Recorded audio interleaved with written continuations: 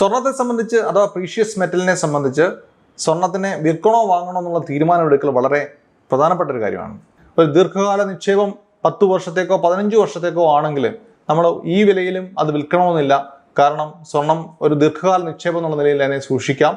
ഒരു പ്രത്യേക സന്ദർഭത്തിന് വേണ്ടി വാങ്ങുമ്പോൾ നമ്മൾ സ്വർണം കൂടുതലായിട്ട് വാങ്ങിക്കൂട്ടുന്നത് ഒരു നിക്ഷേപം എന്നുള്ള നിലയിൽ ഒരു നല്ല സ്ട്രാറ്റജി അല്ല. ഒരു വർഷം 80 പൈസ എന്നോ അല്ലെങ്കിൽ 80 പൈസ അല്ലെ 1 രൂപ എന്നുള്ള പരസ്യം കണ്ടുകൊണ്ട് ഒരിക്കലും നമ്മൾ സ്വർണത്തിനെ ഒരു പണയ വസ്തുവായിട്ട് ഉപയോഗിക്കരുത്. സ്വർണ്ണവില റെക്കോർഡ് ഇടുന്നതും പിന്നാലെ റെക്കോർഡ് വില തകർച്ച ഉണ്ടാകുന്നതും ദിവസങ്ങളുടെ ഇടവേളയിൽ നമ്മൾ കണ്ടതാണ്. കയ്യിൽ സ്വർണമുള്ളവർ വില കൂടുമ്പോൾ വലിയ ആത്മവിശ്വാസത്തിലാണ്. പക്ഷേ ചിലർ സ്വർണം വിൽക്കണോ അതോ വാങ്ങണോ എന്ന കൺഫ്യൂഷനിലുമാണ്.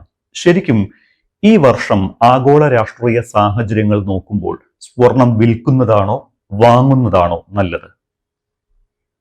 സ്വർണത്തെ സംബന്ധിച്ച് അഥവാ പ്രീഷ്യസ് മെറ്റലിനെ സംബന്ധിച്ച് സ്വർണത്തിനെ വിൽക്കണോ വാങ്ങണോ എന്നുള്ള തീരുമാനമെടുക്കൽ വളരെ പ്രധാനപ്പെട്ട ഒരു കാര്യമാണ്. അപ്പോൾ അതിന് മുമ്പായിട്ട് സ്വർണം എന്തിനു വേണ്ടി ഉപയോഗിക്കുന്നുള്ളതാണ്. സ്വർണം നിക്ഷേപമായിട്ടാണോ നിങ്ങൾ വിചാരിക്കുന്നത്, അതോ സ്വർണം ആഭരണമായിട്ടാണോ, അതോ ഒരു ചടങ്ങിന് വേണ്ടിയിട്ട് അഥവാ കസ്റ്റംസിൻ്റെ ഒരു ആചാരപരമായിട്ടുള്ള കാര്യത്തിന് വേണ്ടിയിട്ടാണോ സ്വർണം വാങ്ങുന്നത്? ഇത് വളരെ പ്രധാനപ്പെട്ടതാണ്. അപ്പോൾ അതിനെ അടിസ്ഥാനമാക്കിയിട്ടാണ് നമ്മളൊരു തീരുമാനമെടുക്കേണ്ടത്.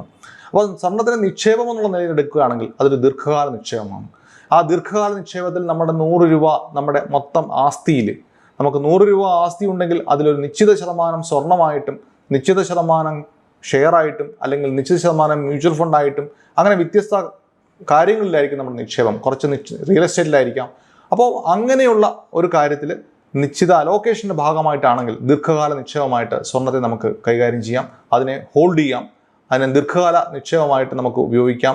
8 മുതൽ 9% വരെയാണ് ശരാശരി സ്വർണത്തിൻ്റെ റേറ്റ് ഓഫ് CAGR അഥവാ വാർഷിക റിട്ടേൺ എന്ന് പറയുന്നത്. 8 മുതൽ 9% വാർഷികമായിട്ട് നമ്മൾ ഹിസ്റ്റോറിക്കലായിട്ട് നോക്കി കഴിഞ്ഞാൽ, അല്ലെങ്കിൽ 1979 മുതൽ ഇതുവരെയുള്ള ഒരു സ്വർണത്തിൻ്റെ നേട്ടം അങ്ങനെയാണ്. അതുകൊണ്ട് തന്നെ സ്വർണം ആ നിക്ഷേപം എന്നുള്ള നിലയിൽ വാങ്ങണോ വിൽക്കണോ എന്നുള്ള തീരുമാനമെടുക്കേണ്ടത് അതിൻ്റെ ആവശ്യത്തെ അനുസരിച്ചാണ്. നിക്ഷേപം എന്നുള്ള നിലയിൽ ദീർഘകാല നിക്ഷേപമായിട്ട് നമുക്ക് സൂക്ഷിക്കാൻ സാധിക്കും. നേരെ മറിച്ച് നമ്മളൊരു ആഭരണമായിട്ടാണ് നമ്മൾ ഉപയോഗിക്കുന്നതെങ്കിൽ ആ ആഭരണത്തിൽ നേരത്തെ പറഞ്ഞതുപോലെ ആവശ്യത്തിനനുസരിച്ചിട്ടാണ്. ഒരു ആചാരത്തിൻ്റെ ഭാഗമായിട്ടാണെങ്കിൽ തീർച്ചയായിട്ടും സ്വർണം അവിടെ നമ്മൾ വിലയേക്കാൾ കൂടുതൽ അത് വാങ്ങുന്നതിൻ്റെ ആവശ്യകതയാണ് നമ്മൾ പരിഗണിക്കുന്നത്. അവിടെ തീർച്ചയായിട്ടും സ്വർണം വാങ്ങണം. നിക്ഷേപമായിട്ട് സ്വീകരിക്കുമ്പോൾ ദീർഘകാല നിക്ഷേപത്തിന് എപ്പോഴും നമ്മൾ കുറഞ്ഞ വിലയിൽ വാങ്ങുക എന്നുള്ളത് വളരെ പ്രധാനപ്പെട്ടതാണ്. അപ്പോൾ ഒരു വർഷത്തെ ഏറ്റവും കുറഞ്ഞ വില എപ്പോഴാണ്?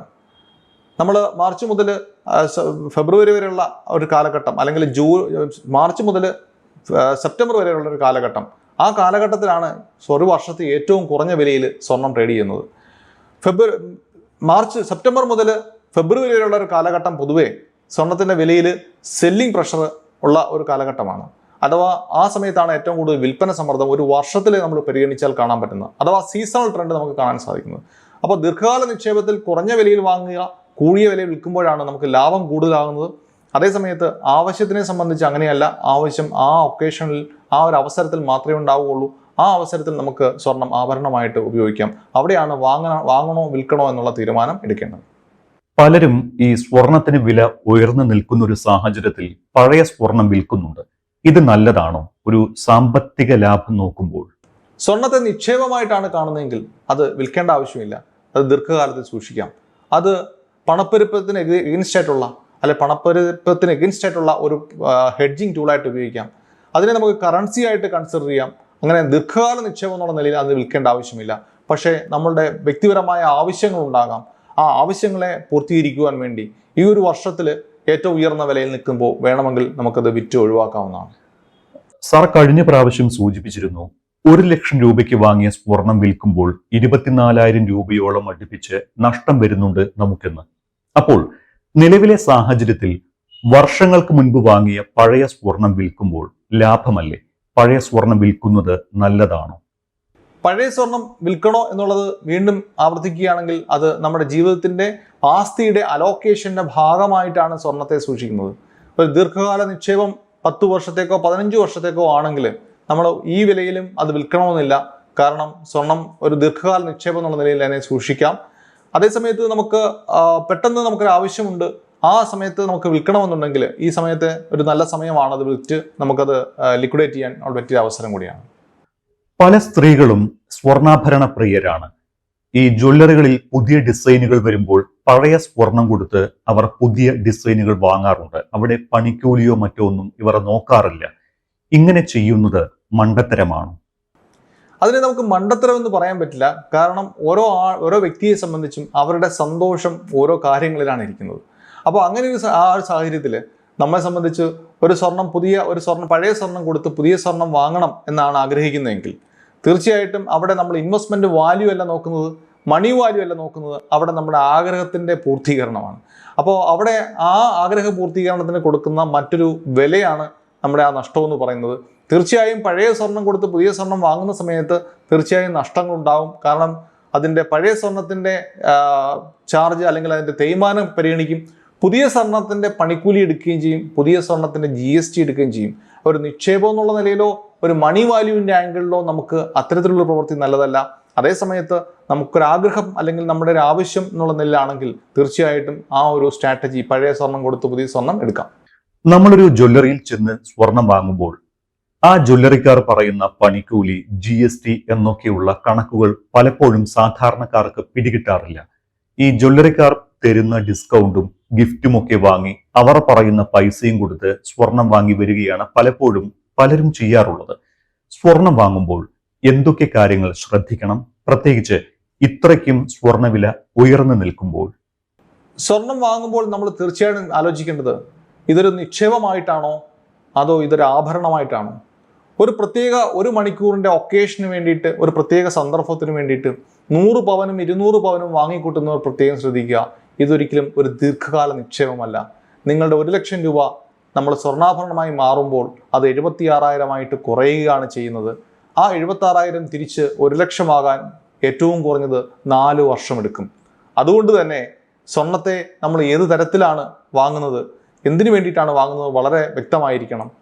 ഒരു പ്രത്യേക സന്ദർഭത്തിന് വേണ്ടി വാങ്ങുമ്പോൾ നമ്മൾ സ്വർണം കൂടുതലായിട്ട് വാങ്ങിക്കൂട്ടുന്നത് ഒരു നിക്ഷേപം എന്നുള്ള നിലയിൽ ഒരു നല്ല സ്ട്രാറ്റജി അല്ല. ഇപ്പോഴത്തെ ഒരു സാഹചര്യത്തിൽ ഒരു അത്യാവശ്യ കാര്യത്തിന് സ്വർണം വിൽക്കുന്നതാണോ അതോ പണയം വിൽക്കുന്നതാണോ നല്ലത്? തീർച്ചയായിട്ടും അത് ഓരോ വ്യക്തിപരമായ ആവശ്യങ്ങൾക്കനുസരിച്ചിരിക്കും. എന്നിരുന്നാലും സ്വർണം പണയം വെക്കുന്നതാണ് കുറച്ചും കൂടെ നല്ലത്. പക്ഷേ സ്വർണത്തിന്റെ തിരിച്ചടവ് വളരെ പ്രധാനപ്പെട്ടതാണ്.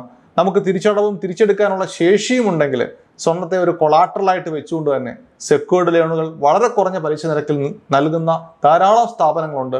വളരെ പ്രത്യേകം ശ്രദ്ധിക്കണം. പലിശ നിരക്കുകൾ വളരെ പ്രധാനപ്പെട്ടതാണ്. നമ്മൾ കാണുന്ന 1% 80 പൈസയോ ആയിരിക്കില്ല നമ്മൾ പണയം വെക്കുന്ന ആ സ്കീമിൻ്റെ യഥാർത്ഥ പലിശ. ഒരു നിശ്ചിത കാലയളവ് ഉണ്ടാവും. ആ കാലയളവ് കൃത്യമായി ആ സ്കീമുകളെ കുറിച്ച് പഠിച്ച് മാത്രം നമ്മൾ സ്വർണം പണയം വെക്കണം.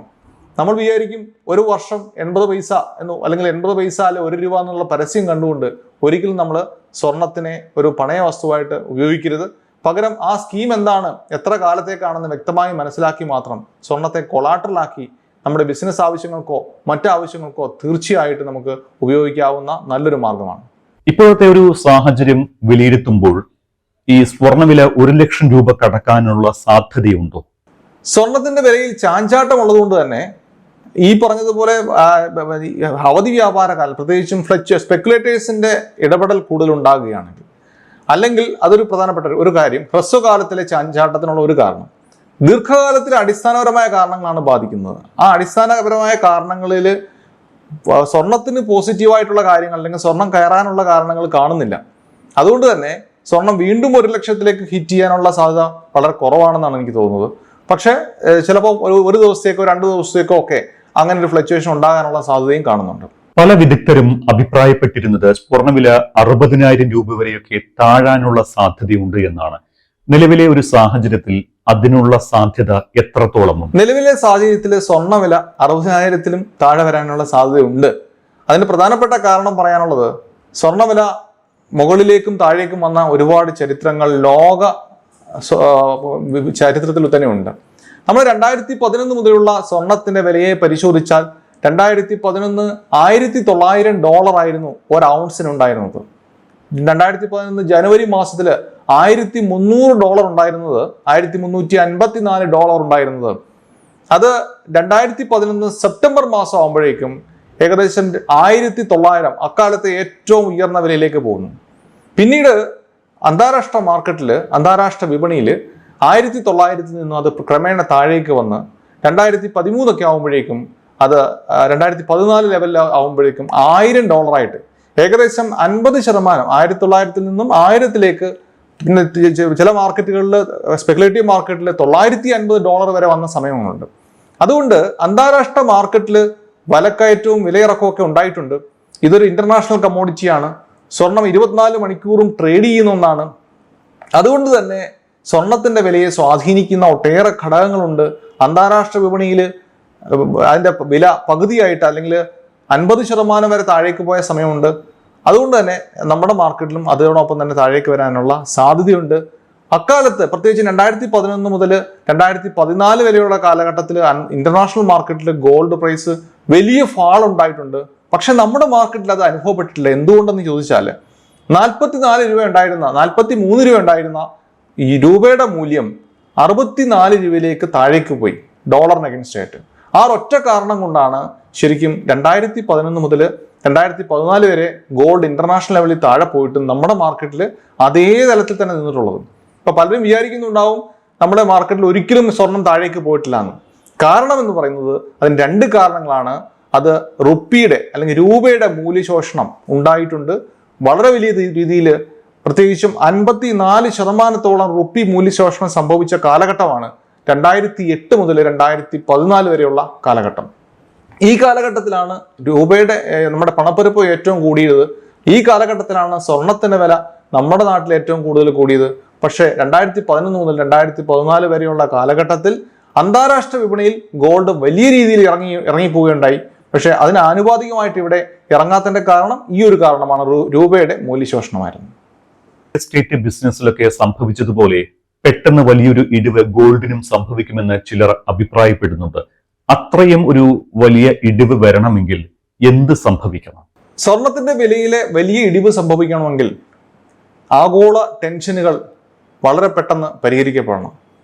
സ്വർണത്തിന്റെ വിലയിൽ വലിയ ഇടിവ് സംഭവിക്കണമെങ്കിൽ രൂപയുടെ അപ്രീസിയേഷൻ, രൂപ 88 രൂപയിൽ നിന്നും 85 രൂപയോ 83 രൂപയോ ആയിട്ട് അപ്രീഷിയേറ്റ് ചെയ്യപ്പെടണം. സ്വർണത്തിന്റെ വിലയിൽ ഇടിവ് സംഭവിക്കണമെങ്കിൽ അന്താരാഷ്ട്ര വിലയിൽ വലിയ മാറ്റങ്ങൾ ഉണ്ടാകണം. അതുപോലെ പണപ്പെരുപ്പം വളരെ വലിയ രീതിയിൽ കുറയണം. ഇതൊക്കെ ഉണ്ടെങ്കിൽ സ്വർണത്തിന്റെ വിലയിൽ വലിയ മാറ്റങ്ങൾ നമുക്ക് ഉണ്ടാകാൻ സാധ്യതയുണ്ട്. അത് നമുക്ക് അങ്ങനെ ഉണ്ടായിട്ടുണ്ട്, മുൻകാലങ്ങളിൽ ഉണ്ടായിട്ടുമുണ്ട്. സ്വർണത്തിന്റെ വിലയും റിയൽ എസ്റ്റേറ്റിന്റെ വിലയും താരതമ്യം ചെയ്യാൻ സാധിക്കുകയില്ല. കാരണം രണ്ടിനെയും ബാധിക്കുന്ന വ്യത്യസ്തമായ ഘടകങ്ങളാണ്. ഓരോ നിക്ഷേപത്തെ സംബന്ധിച്ച് അല്ലെങ്കിൽ ഓരോ പ്രോഡക്റ്റിനെ സംബന്ധിച്ചും അതിനെ വിലയെ സ്വാധീനിക്കുന്ന ഒട്ടേറെ ഘടകങ്ങളുണ്ട്. അപ്പൊ സ്വർണത്തെ സംബന്ധിച്ച്, സ്വർണത്തിന് റിയൽ എസ്റ്റേറ്റിൽ ഉണ്ടായതുപോലെ ഒരു ഇടിവ് എന്ന് പറയുമ്പോൾ തന്നെ റിയൽ എസ്റ്റേറ്റിൽ പല സ്ഥലത്തും വ്യത്യസ്തമായ വിലയാണുള്ളത്.